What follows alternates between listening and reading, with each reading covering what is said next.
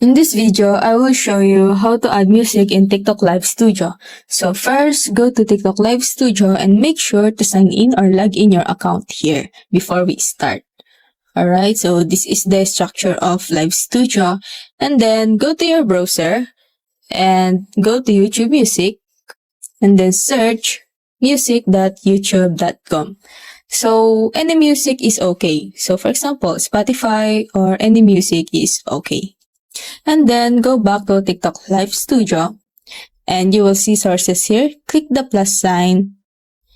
And then when you see add source, go ahead and click on window capture here and click on add here and wait for it to loading. So wait for it. And then alright, you will see the add window capture.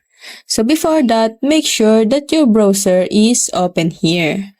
To select it on this, you will see the Chrome here. And then click it and click add source.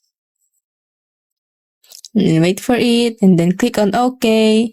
And after that, you will see in this background our browser here.